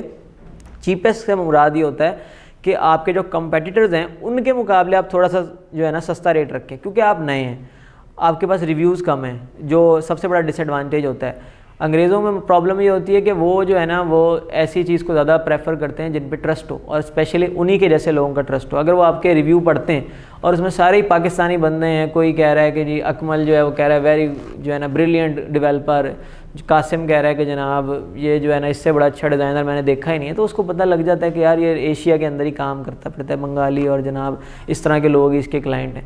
जब आप उसमें आपके ऑर्डर्स में लगे हुए होते हैं कि जनाब एलिना, स्मिथ, विल्सन, तो वो समझते हैं कि हाँ यार ठीक है, इस बंदे ने कनाडा के क्लाइंट, और साथ मेरे ख्याल से अब तो वो भी आता है, मेंशन हुआ होता है कि कौन से मुल्क का है, तो उनको पता लग जाता है कि इस बंदे ने इंटरनेशनल लेवल के ऊपर काम किया हुआ है, तो वो उसको बहुत ज़्यादा ना अप्रिशिएट करते हैं और उस चीज़ को प्रेफर भी करते हैं। अच्छा, चौथा पॉइंट वही वाला जो मैंने आपको बताया था कि रिस्पॉन्ड क्विकली। ये बहुत इंपॉर्टेंट चीज़ होती है, क्योंकि आपका रिस्पॉन्स टाइम जो है ना वो फाइवर जो है बहुत ज़्यादा नोट करता है। फाइवर के अंदर सबसे ज़्यादा जो एक्सपोजर देती है चीज़ वो ये देती है कि आप कितना ज़्यादा ऑनलाइन है और आपका रिस्पॉन्स टाइम क्या है। ऑनलाइन से मुराद ये नहीं होता कि आपने अपना फाइवर ऑन करके तो फिल्म देख ली, उठ के चले गए, सारे काम कर लिए, नहीं। फाइवर से ऑनलाइन रहने से मुराद होता है एक्टिव। बेसिकली लफ्ज़ जो है ना वो एक्टिव का यूज़ होना चाहिए कि आपको फाइवर पे एक्टिव रहना है। आप अपनी स्टैट्स खोल के बैठे हुए हैं, आप अपने जनाब एक मिसाल है कभी मैसेजेस में चले गए, यानी आपके क्लिक्स चलते रहने चाहिए। उसके डिफरेंट मेथड्स होते हैं। हमारे पाकिस्तानी और बाकी इंडियन भाई जो हैं वो तो एक से एक बढ़ के कोई ना कोई जुगाड़ निकाल ही लेते हैं। कुछ लोग ऑटो रिलोडर लगा लेते हैं, कुछ लोग बॉट्स फ्री के इधर उधर से ऑनलाइन डाउनलोड कर लेते हैं। आप उसमें क्लिक्स फीड कर दें कि पहला क्लिक यहाँ हो, दूसरा यहाँ हो, चौथा यहाँ हो, 10वां यहाँ हो, आप उसको रीलोड करके लगा दें, उसने वहीं क्लिक करते रहना है तो वो साथ। लेकिन कुछ जगहों पे फाइवर पकड़ भी लेते हैं ऐसी चीज़ों को। फाइवर के एल्गोरिदम वर्क कर रहे हैं, उनको पता है कौन बंदे किस तरह से काम कर रहे हैं, किस जगह पे बॉट लगे हुए हैं। तो होता तो रिस्की काम है, मैं आपको प्रेफर नहीं करता इस चीज़ का बिल्कुल, क्योंकि आप लोगों ने एज आ फाइवर को अपना करियर लेके अगर चलना चाह रहे हैं या अपवर को करियर लेके चलना चाह रहे हैं, तो आप लोगों को इस तरह के ट्रिक्स फ़िलहाल इस तरह के यूज़ नहीं करने चाहिए। आपको ये देखना चाहिए कि मैं बेहतर तरीके से जो है ना किस तरह अर्न कर सकता हूँ उसके अंदर। वो है सबसे ज़्यादा एक्टिव रह के, और रिस्पॉन्स रेट जो है आपका वो अच्छा रहना चाहिए। अगर आपका क्लाइंट मैसेज कर रहा है तो आप एटलीस्ट ऑनलाइन हो, 1 घंटे में एक दफ़ा जो है ना वो एटलीस्ट मोबाइल से ही ऑन करके देख लिया, रीलोड करके देख लिया, हाँ जी मैसेज वैसेज तो नहीं आया, ताकि आया हो तो आपका रिस्पॉन्स टाइम जो है वो 1 घंटा ही रहे। नहीं कोई ऐसा मसला नहीं। अच्छा जी, तो अब सेकंड लास्ट थिंग क्या है हमारे पास कि पोर्टफोलियो क्या होता है। बेसिकली पोर्टफोलियो आप में से बहुत सारे लोग डिज़ाइनर वाले तो जानते होंगे पोर्टफोलियो क्या होता है। डेवलपमेंट में भी पोर्टफोलियो होता है। आप स्टैक ओवरफ्लो के ऊपर और बहुत ज़्यादा अलग अलग वेबसाइट्स के ऊपर जो है अपना कोड रखते हैं, और कुछ जगहों पे तो वो वर्क भी कर रहा होता है, साथ दिखा भी रहा होता है कि जनाब ये कोड हमने बनाया था, ये इस तरह फंक्शनैलिटी पे काम कर रहा है। लोग उसमें देखते हैं, कहते हैं बहुत अच्छा काम किया। तो आपका पोर्टफोलियो जब लगा होता है, फाइवर वैसे तो प्रेफर नहीं करता जब तक आप लेवल 2 सेलर ना हो, आप अपना पोर्टफोलियो अटैच नहीं कर सकते फाइवर के अंदर। लेकिन बहुत सारी ऐसी वेबसाइट हैं जो आप जिसके ऊपर अपना पोर्टफोलियो बनाएं और आपका लिंक बन जाता है। जैसे Behance के ऊपर ग्राफिक डिज़ाइनर रखते हैं, ड्रिबल के ऊपर ग्राफिक डिज़ाइनर्स ने रखा हुआ होता है। उससे वो क्या होता है कि आप अपना लिंक कॉपी कर दें और उसके अंदर लगा दें। फाइवर वैसे लिंक्स को सपोर्ट नहीं करता। आप अपनी जीमेल आईडी देंगे, आप अपना फ़ोन नंबर देंगे, वो इसको सपोर्ट नहीं करता, वो उनकी टर्म्स एंड कंडीशंस के वायलेशन होती है। लेकिन इस तरह के लिंक्स जो होते हैं Behance के हो गए या लूम के हो गए, जो वीडियो के लिए वीडियो कॉल के लिए यूज़ होता है, इस तरह के लिंक्स का उनको पता होता है और वो इस चीज़ को सपोर्ट करते हैं कि ठीक है ये बंदा जो है ना ये अपना पोर्टफोलियो दिखाने लगा है, और इस तरह की चीज़ों को वो काम करने देते हैं। लास्ट थिंग है कि हमने बायर रिक्वेस्ट को ट्राई करना होता है। कोई भी न्यू भी होगा ना, फाइवर को बेसिकली तो हम लोगों ने इसलिए बनाया होता है कि हमने गिग क्रिएट कर ली है, क्लाइंट आए, हमें खुद से राब्ता करें। लेकिन क्या है, स्टार्टिंग में ऐसा नहीं होता। आपको जो है ना अपने ऊपर इंप्रेशन लाने होते हैं, अपने गिग के ऊपर थोड़े से क्लिक्स लाने होते हैं। तो इसकी फाइवर की तरह इसमें भी जॉब पोस्ट लग रही होती हैं, तो उस पर अप्लाई करना चाहिए आप लोगों को, ताकि बायर रिक्वेस्ट में से भी क्लाइंट्स आते होते हैं। ऐसा नहीं है कि नहीं आते, ऑल दो के बहुत ज़्यादा लोगों ने बिड्स की हुई होती हैं। उसमें आपको थोड़ा सा टाइम मैनेज करना पड़ता है कि जो बाहर के मुल्कों का टाइम है आपको ज़रा उस वक्त में ज़्यादा चेक करना होता है। ऐसे नहीं है कि आप सोते रहें आपके मेरा टाइम जो है, मैं क्योंकि सो के 10 बजे उठता हूँ तो मैंने फाइवर भी तभी यूज़ करनी है। आपको फिर अडॉप्ट करना होगा। सबसे पहली चीज़ ये जो हमने पीछे पढ़ी थी कि आपने अडॉप्ट करना है अपने क्लाइंट के लिहाज से चीज़ों को। अच्छा, इसके अलावा एक मिनट, कुछ स्टैटिस्टिक्स थी मैं देखता हूँ मेरे पास, अगर पढ़ी हो तो।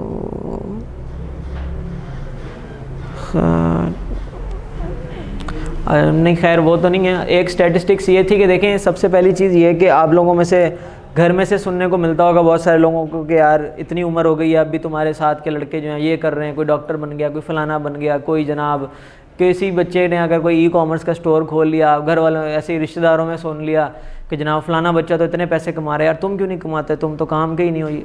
तो देखें ये चीज़ जो होती है ना, इस चीज़ की टेंशन नहीं लेनी चाहिए आप लोगों को। आप सबसे पहले ये सोचें, पाकिस्तान के अंदर 22 करोड़ आवाम है, जिनमें से सिर्फ लिटरेसी रेट जो है ना, आई थिंक 65% भी नहीं है टोटल। तो और मेरे ख्याल से ऐसे बच्चे जो पढ़े लिखे फुल फ्लेज है ना, वो 22 करोड़ में से सिर्फ 6.5 करोड़ लोग हैं, यंग जनरेशन, जिनको कहते हैं कि ये पढ़े लिखे लोग हैं। तो आपको ये चीज़ सोचनी चाहिए कि आप लोग बहुत ज़्यादा लोगों से अच्छे हैं। अगर आप देखें, मैकडोनल्ड जो है वो जाके 45 साल की उम्र में जो है मैकडोनल्ड के ऑनर ने वो बनाया था। उसके अलावा स्टैटिस्टिक्स मेरे पास कुछ और पढ़ी थी कि सैम वॉल्टन जो था, उसने वॉलमार्ट जो थी वो 44 की एज में बनाई थी। यानी 44 के दिमाग जब एज में हो गया था बंदा, जब हमारे यहाँ ये कहते हैं कि यार बट ठीक है ज़िंदगी जी ली जितनी जीनी, अब तो जनाब शुगर की दवाएं खाएं तो बाकी। उस टाइम उस बंदे ने ही सोचा कि अब मैंने वॉलमार्ट खोलनी है। इसी तरह जो हमारे KFC जो है वो 62 की एज में जाके इस बंदे ने बनाया। तो ये बहुत सोचने की बात है। ऐसा नहीं है कि आप लोग 22 साल के हो गए, 21 साल के हो गए, 30 साल के हो गए तो बहुत लेट हो गया। अगर आप एक सोशल मीडिया इन्फ्लुएंसर है गैरी वी के नाम से, अगर आप उसको सुने, वो यही बड़ी अच्छी बात करता है। वो कहता है कि इससे ये चीज़ें मैटर ही नहीं करती। आप इलॉन मस्क को देख लें, वो भी तो 35 के बाद ही जाके चढ़ा है ना, जब उसने पेपॉल और बाकी चीज़ें इस तरह की बनाई हैं। उसके बाद ही वो कौन सा कोई मल्टी बिलियनियर था। इलॉन मस्क वो वाहिद बिलियनियर है जो समझे एक डेकेड के अंदर अंदर बना है। आज से आप 20 साल पहले चले जाएं, आपको जेफ बेजोस मिलेगा, आपको जनाब फेसबुक का CEO मिलेगा, आपको गूगल का CEO मिलेगा। इनसे अमीर कोई बंदा ही नहीं था। लोग कहते थे यार ये बूढ़े बूढ़े लोग हैं, सबसे अमीर ही हैं। आप अगर लास्ट 20 ईयर्स के अंदर चार्ट देखें तो इलॉन मस्क ऐसे निकला है। टेस्ला उसने बनाई है, और टेस्ला बनाते के साथ ही अगर आप उसका टाइम रिकॉर्ड देखें तो वो बाकी सबसे ऐसे ऊपर निकला है। और उसके बाद उसने SpaceX बनाई है। टेस्ला क्या थी, होता क्या है, जब आप लोग बिज़नेस कोई शुरू करते हैं ना, तो फ्रीलांसिंग से हट के मैं आपको बात बता रहा हूँ। फ्रीलांसिंग भी बेसिकली आप एक तरह से अपना बिजनेस ही कर रहे हैं ना। फ्रीलांसिंग का नेक्स्ट स्टेप क्या होता है कि आपने एक एजेंसी बनानी है या कंपनी बनानी है। बिज़नेस का तरीक़ेकार ही होता है, बिज़नेस चलता तब है जब आप कोई प्रॉब्लम को सॉल्व कर रहे हो। सबसे बड़ी चीज़, इलॉन मस्क ने देखा कि जनाब यहाँ पे जो है ना वो फ्यूल से जो गाड़ियाँ चलती हैं, अमेरिका अपना खुद का फ्यूल नहीं जनरेट करता, वो सऊदी अरब से, रशिया से, इधर उधर से ख़रीदता है, तो वो बहुत महंगा पड़ता है उन लोगों को।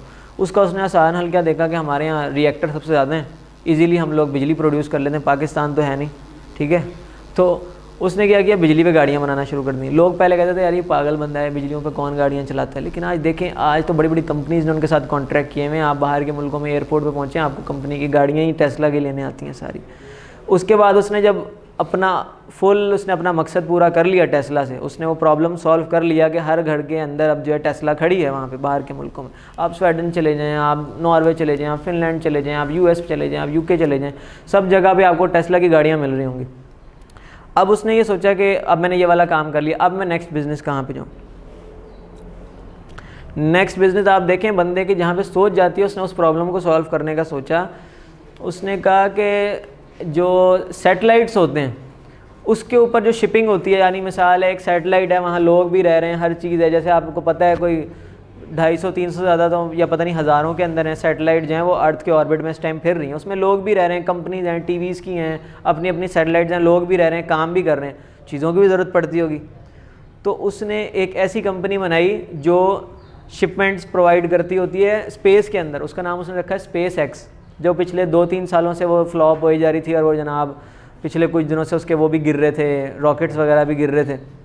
एट दी एंड देख लें उसने सक्सेस हासिल कर ली और इस टाइम जो है वो सबसे बड़ी कंपनी है जो स्पेस के अंदर, नासा पहले तो नासा थी, नासा तो और भी बहुत सारे कामों में इन्वॉल्व है, लेकिन जो स्पेस एक्स है उसका मेन मोटिव ये है कि जनाब जितनी भी सैटेलाइट्स हैं या दूसरे प्लैनेट्स हैं उसके ऊपर अगर किसी चीज़ की ज़रूरत होती है या जो ट्रैवलिंग की चीज़ें हैं वो उसको सर्विसेज देती है। बिल्कुल बिल्कुल।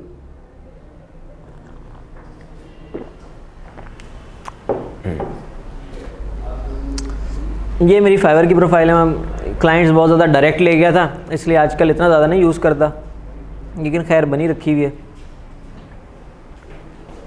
अब इसके अंदर अगर आप देखें कि मैंने बिल्कुल टू दी पॉइंट बात की है।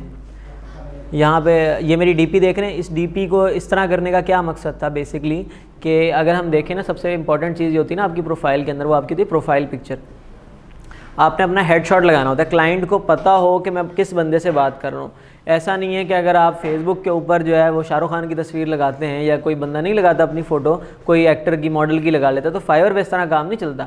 स्पेशली ये फीमेल्स के लिए होता है कि वो किसी भी हीरोइन की उठा के फ़ोटो लगा दी। फाइवर के ऊपर इस तरह नहीं होता कि आप किसी भी की शक्ल लगा दो या हिजाब वाला वॉलपेपर उठा के लगा दो कि जनाब अगर आप लगाना चाहते हैं अपनी फ़ोटो तो फिर किसी और की ना लगाएं, अपनी लगाएं। अगर नहीं लगानी तो उधर वैसे मेंशन कर दें कि जनाब फ़ोटो नहीं लगी हुई या हिजाब है, अपनी लगानी है तो लगाते हैं, क्योंकि प्लेयरिज्म भी होता है ना।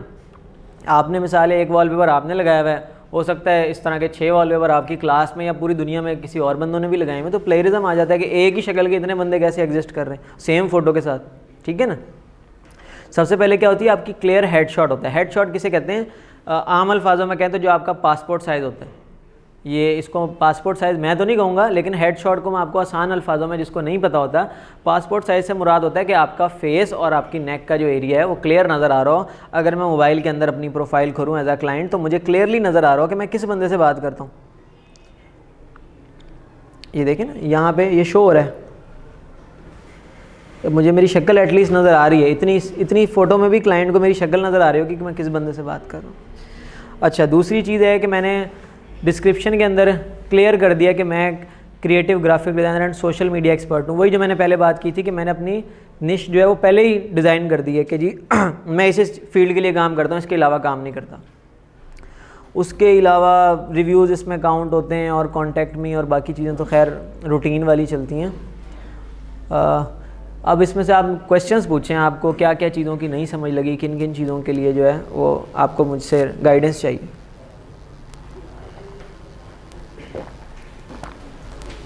प्लीज़ पूछें। सर, एक न्यू यूज़र होता है फ्रीलांसर जो स्टार्ट कर रहा है फ्रीलांसिंग, उसकी लीड पे ना भी रिव्यूज़ होंगे, कुछ भी नहीं होगा, तो उसके लिए क्या आप सजेस्ट करेंगे कि वो कैसे ग्रो करे अपने? देखें, उसमें 2 तरह की चीज़ें होती हैं। अब मैं उसको लक तो नहीं कहता, लोगों की मेहनत ही होती है। बहुत सारे ऐसे लोग मैंने देखे, पहले मैं ये समझता था कि शायद ना एक टाइम आया था फाइवर का दरमियान के 1-2 सालों में, जिसकी वजह से मैं फाइवर पे काम भी नहीं करता ज़्यादा, कि मैंने कहा फाइवर का काम पूरा हो गया, जो लोग पुराने काम करने वाले थे सिर्फ वही लोग सक्सेसफुल हैं, नए बंदे को तो चांस ही नहीं मिलता। जबकि फाइवर की अपनी पॉलिसीज़ के टोटल ऑपोजिट है। फाइवर का ये है कि फाइवर हर नए बंदे आने वाले को प्रमोट करता है और 1 महीने तक तो एटलीस्ट करता ही है। उसकी कोशिश होती है कि जो आप देखें जो नई गिग बनेगी ना वो उस फील्ड के अंदर सबसे पहले नंबर पे आती है सबसे पहले, बाद में वो दिन ब दिन उस पर काम नहीं मिलता जाता तो नीचे जाती रहती है। यह प्रोफेशनल तरीक़ेकार कि आप जो है उसकी अपनी गिग बनाते हुए जो है ना वो ये देखें कि ट्राई करें कि आप अपनी टू दी पॉइंट गिग बना रहे हैं और सही गिग बना रहे हैं। अनप्रोफेशनल वे मैं रेकमेंड तो नहीं करता, लेकिन क्योंकि फाइवर के ऊपर अब इतना ज़्यादा जिसे कहते हैं ना हम लोग रैंकिंग और इस चीज़ों के पीछे एल्गोरिदम को बीट करने के पीछे रह गए हैं कि आपको इनिशियली ना 1 से 2 ऑर्डर फेक करवाने पड़ते हैं।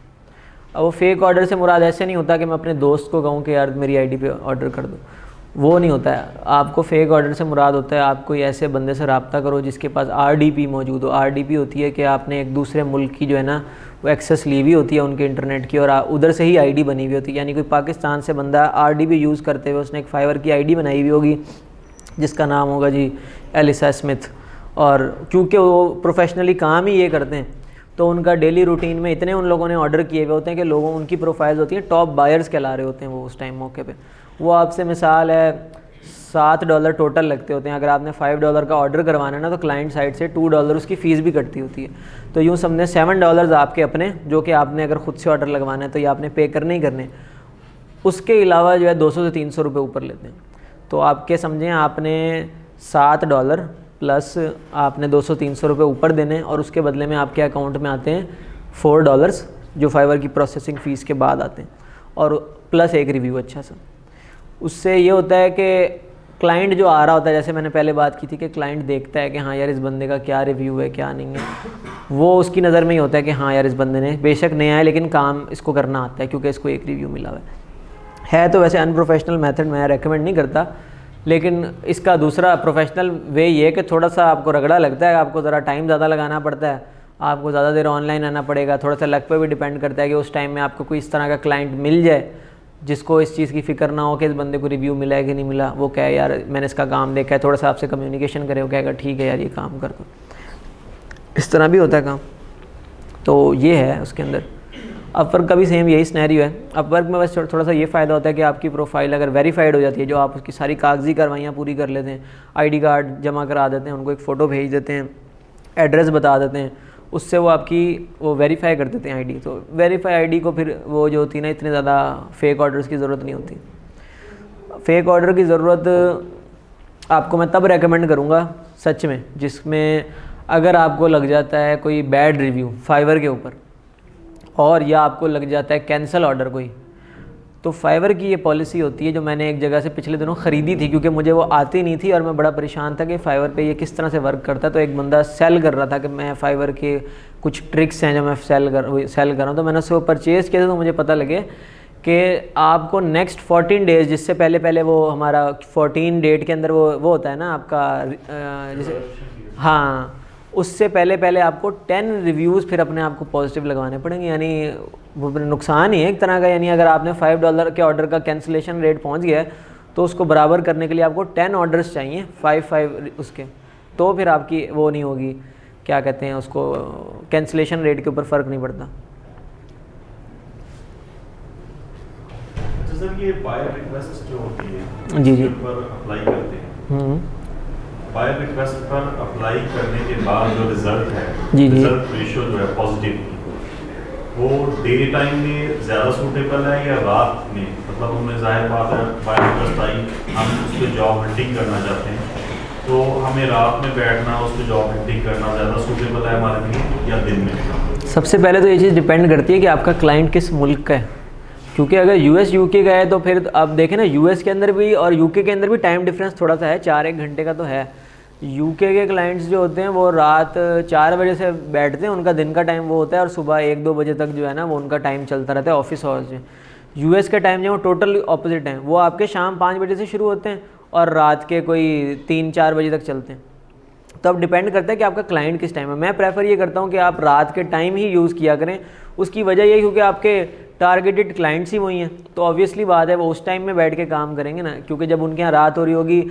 हमारे यहाँ ये वाला कल्चर है कि हम रात में भी काम कर लेते हैं, दिन में भी काम कर लेते हैं, सोने से पहले भी मोबाइल यूज़ कर लिया, फाइवर अपवर्क चेक कर ली। बाहर के मुल्कों में ऐसा नहीं है। बाहर के मुल्कों में जो आपका प्रोफेशनल टाइम है वो आपका अपना प्रोफेशनल टाइम है, जो आपका फैमिली टाइम है वो आपका फैमिली टाइम है, उसमें आप मोबाइल नहीं चेक कर रहे होते, कुछ नहीं कर रहे होते।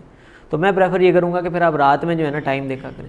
कुछ मुल्क ऐसे होते हैं जिनका टाइम हमारे साथ ऐसे मैच कर रहा होता है कि सिर्फ 2-3 घंटों का फ़र्क पड़ रहा होता है, वो चीज़ें फिर डिपेंड करती हैं। लेकिन आइडियली कंडीशन यही होती है कि आप रात में उसको टाइम दें, शाम 5 बजे के बाद स्पेशली।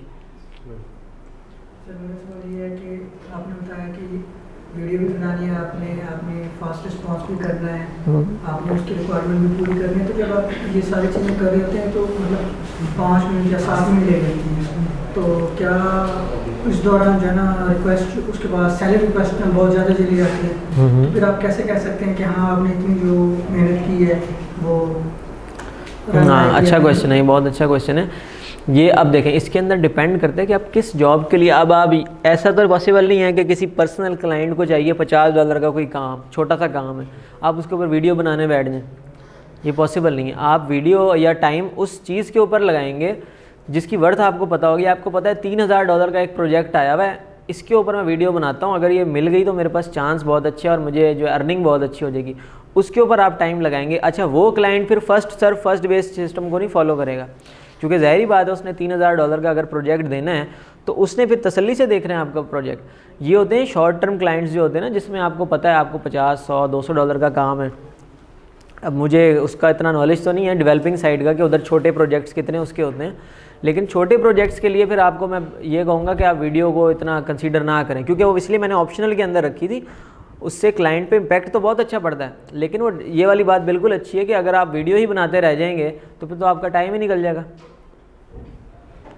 सबसे इंपॉर्टेंट चीज़ तो यही है कि आपको ऑनलाइन रहना है, अपना रिस्पॉन्स टाइम सेट करना है, क्योंकि फ्रीलांसिंग अब एक साइड बिजनेस नहीं रह गया। पुराने ज़माने में कंसीडर होता था freelancing as a side business, तो हम हर बंदा उसको फ्रीलांसिंग को as a side business consider करता था। अब जो है अगर आप देखें अपवर्क, फाइवर, इनकी पॉलिसीज़ इतनी स्ट्रिक्ट होती जा रही हैं क्योंकि लोग जो है ना जॉब्स छोड़ के फुल टाइम फ्रीलांसिंग के ऊपर आ गए हैं जब से कोविड आया है। अब उनकी पॉलिसीज़ दिन ब दिन इतनी ज़्यादा स्ट्रिक्ट हो रही हैं कि ये आपको एज अ फुल टाइम लेना पड़ता है। मैं स्टिल अपने आप को ये कहता हूँ कि मैंने बहुत ज़्यादा कम अर्न किया है एज़ कम्पेयर टू जो मेरा पोटेंशियल था। उसकी वजह यह है कि मैं फ्रीलांसिंग को एज अ पार्ट टाइम लेके चलता रहा हूँ, और अगर फाइवर को और उसको अपवर्क के एल्गोरिदम्स को पता होता है कि कौन बंदा कितना टाइम स्पेंड कर रहा है हमारे प्लेटफॉर्म्स के ऊपर, वो उसको बूस्ट भी उतना ही देता है। फाइवर तो स्पेशली अगर आप फाइवर के ऊपर काम करना चाहते हैं तो फिर आपको फुल टाइम देना पड़ेगा फाइवर को। और मैं आपको प्रेफर करता हूँ कि अगर आप अपनी स्किल के अंदर नए हैं तो आप फाइवर से स्टार्ट करें। फाइवर से स्टार्ट करें, क्लाइंट्स बनाएं, एक्सपोजर लें। फाइवर के ऊपर क्या होता है, थोड़े छोटे क्लाइंट्स आते हैं, डिपेंड करता है आपकी फील्ड क्या है। ग्राफिक डिज़ाइनिंग या UI UX डिज़ाइनिंग, इससे रिलेटेड काम जो है ना, डिज़ाइनिंग से रिलेटेड या शॉर्ट टर्म कंटेंट राइटिंग, इसका छोटा काम और ज़्यादा काम जो है फाइवर पे आता है एज़ कम्पेयर टू अपवर्क। मैं अगर ग्राफिक डिज़ाइनिंग को ही सिर्फ लेके चलूँ, कोडिंग का काम जो है ना वो आता है freelancer.com पे। उसके अलावा अपवर्क के ऊपर बहुत ज़्यादा काम आता है कोडिंग से रिलेटेड, और इसके अलावा मेरे ख्याल से guru.com के ऊपर भी अच्छा खासा काम आता है। ग्राफिक डिज़ाइनिंग का ज़्यादा काम आता है 99 डिज़ाइंस के ऊपर, फाइवर के ऊपर, गुरु के ऊपर आता है, पर इतना ज़्यादा नहीं आता जितना उसके बाद डेवलपिंग का काम आता है। तो ये डिपेंड करता है, ऐसा नहीं है कि सारी दुनिया ही अपवर्क फाइवर के ऊपर काम कर रही है तो आप भी उसी के ऊपर ही काम करें। आप अपना पहले चेक करें कि आपकी जो फील्ड है उससे रिलेटेड ज़्यादातर जॉब्स कहाँ आती हैं। फिर उसमें आपने ये सर्च करना है कि डिमांड कितनी है और सप्लाई कितनी है। यानी ऐसा तो नहीं है कि फाइवर के ऊपर ग्राफिक डिज़ाइनिंग की सर्विसेज जो हैं देने वाले इतने ज़्यादा हैं और जो है ना जो सर्विसेज लेने वाले हैं वो बंदे ही नहीं है। तो उधर आप जितनी मर्ज़ी गिग बना लें, जितनी मर्ज़ी मेहनत कर लें, जितना मर्ज़ी दिन रात बैठ रहे हैं, आपको काम मिलने के चांसेस कम हो जाएंगे। तो इन चीज़ों को आपने बहुत ज़्यादा फोकस रखना होता है।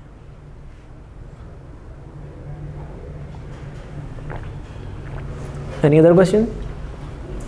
सर ये सर्विसेज का फाइवर पर तो पता चल जाता है, फर्ज किया कि मैंने उसमें लिखा है कि ग्राफिक डिज़ाइनर या ग्राफिक डिज़ाइनिंग, उसके ऊपर वो बता देगा कि 12,000 सर्विसेज अवेलेबल है इतनी।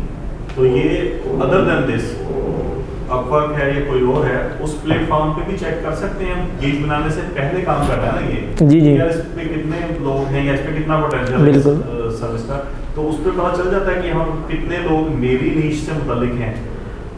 इसका क्वेश्चन का आंसर मैं आपको कैसे दूँ। फाइवर के ऊपर जो है ना वो तो आपने बिल्कुल सही कहा कि पता लग जाता है। अपवर्क के ऊपर एग्जैक्ट नहीं पता लगता, वो आपको फिर देखना पड़ता है। अगर आप ग्राफिक डिज़ाइनिंग की स्पेशली उसमें जाएंगे ना, हायर पीपल के अंदर जाएंगे, ऑप्शन में सर्च बार के अंदर, उसमें आप सर्च करेंगे तो उसमें आपको वो टोटल नंबर ऑफ़ पेजेस के लिहाज से पता लग जाएगा कि इस फील्ड के अंदर जो है ना इतने एंड तक पेजेस जा रहे हैं।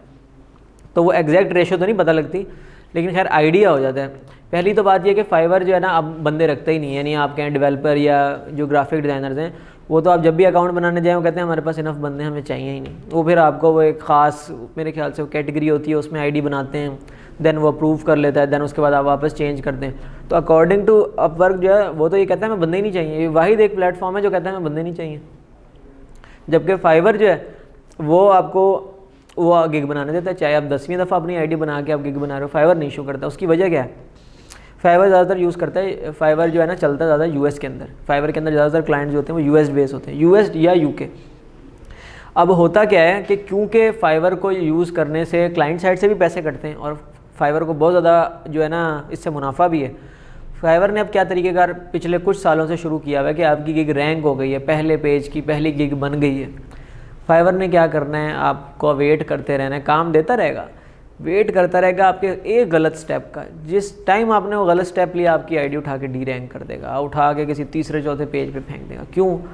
क्योंकि फाइवर एक टाइम और एक आप कुछ ना भी करें, आप गलती ना भी करें 2 से 3 महीने के बाद फाइवर ने आपको डी रैंक करना ही करना है। फाइवर की सबसे बड़ी पॉलिसी है काम करने की, अगर आप फाइवर पे काम कर रहे हैं तो मल्टीपल आईडीज़ बना के करें।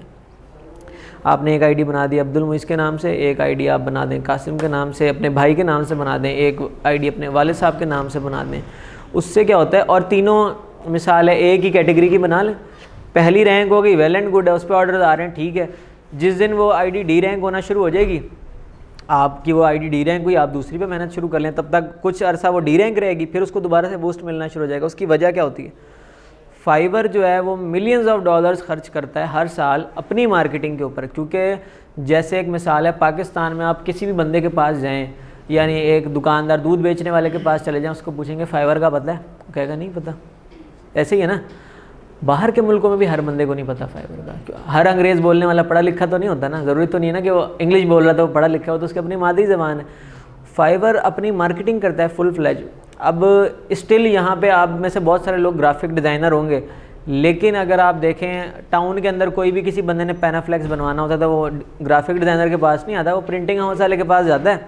उधर कहता है जी मुझे प्रिंटिंग करवानी है, प्रिंटिंग वाला 1000 ले ले, 1500 ले ले प्रिंट समेत, ना उसको उससे लेना देना है कि इसने डिज़ाइन कैसा बनाया है, उसको बस अपना मैसेज चाहिए होता है, उसको अपनी प्रॉब्लम सॉल्व चाहिए होती है बेसिकली।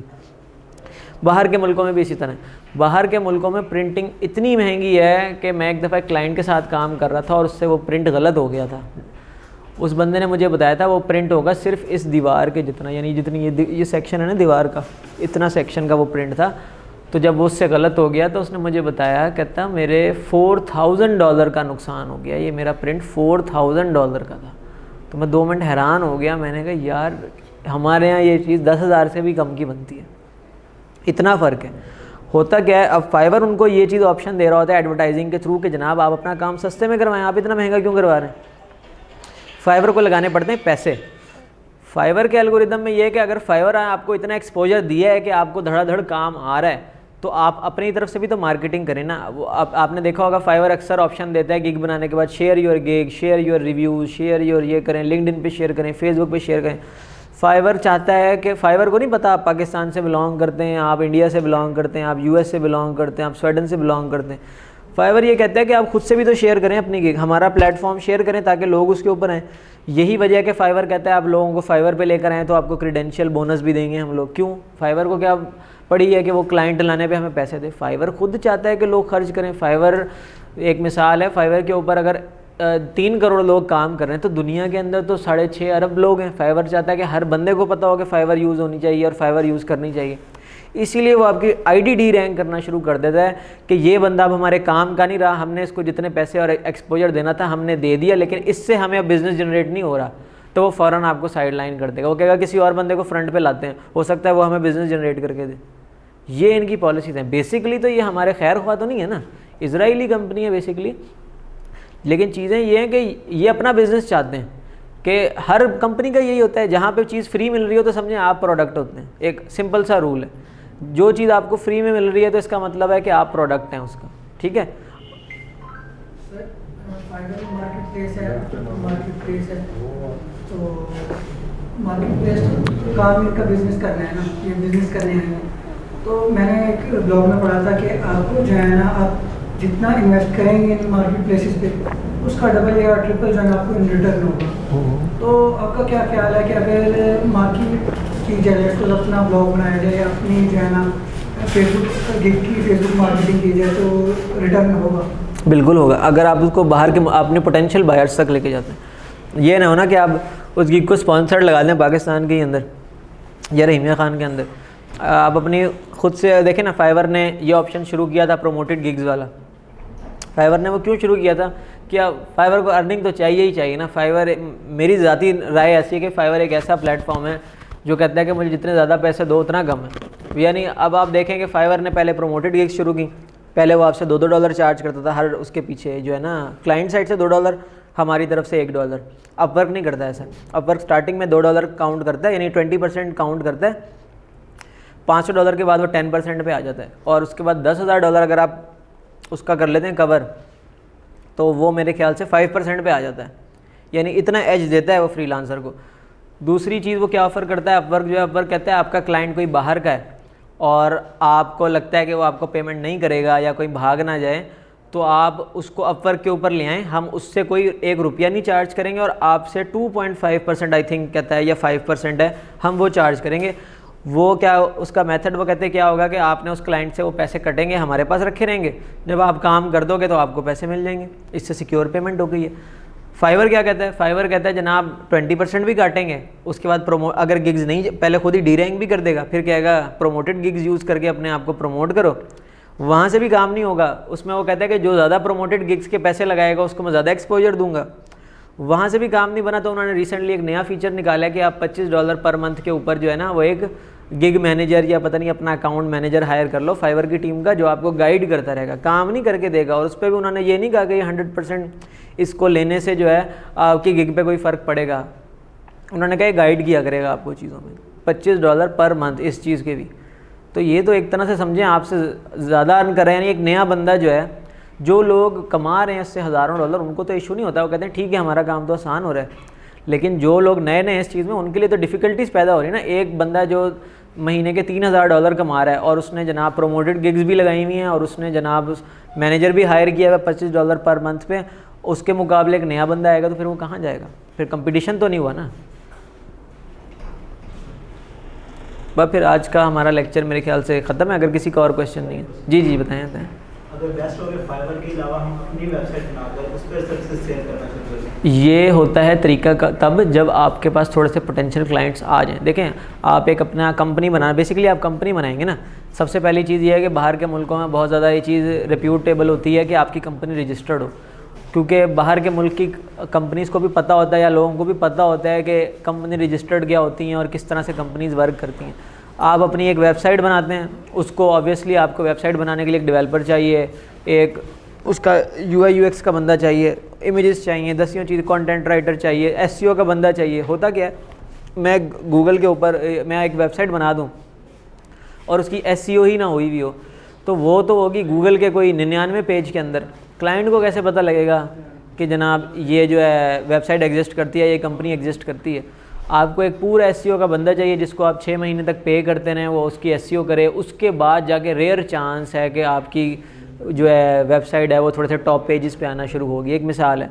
अब प्रॉब्लम ये होता है कि इस चीज़ के लिए आपको फाइनेंस चाहिए, ठीक है ना, पैसे चाहिए ऑब्वियसली, और ये कब आते हैं? जब आपका एक स्टेबल बिजनेस चल रहा होता है। तो इसलिए प्रेफर ये करते हैं कि कोई भी नया बंदा जो है ना, जो स्किलफुल है और उसने नया नया स्किल लिया है या बेसिकली वो फ्रीलांसिंग या IT की फील्ड में जाना चाहता है, तो वो फ्रीलांसिंग वेबसाइट से शुरू करे। होता क्या है, फ्रीलांसिंग वेबसाइट जो है ये आपको यही प्लेटफॉर्म समझे फ्री में दे रही है।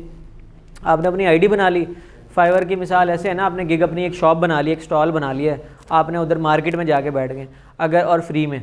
अगर यही आप खुद से वेबसाइट बनाते हैं तो आपको पहले समझें, ऐसी मिसाल है कि आपको ज़मीन लेनी पड़ेगी, ज़मीन के ऊपर कंस्ट्रक्शन करनी पड़ेगी, कंस्ट्रक्शन करके नाम बनाना पड़ेगा, रिव्यू लेने पड़ेंगे, 10 चीज़ें होंगी, तो फिर जाके आप सक्सेसफुल होंगे।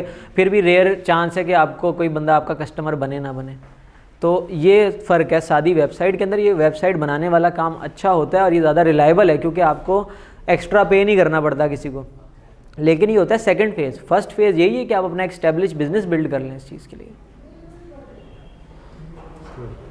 Thank you.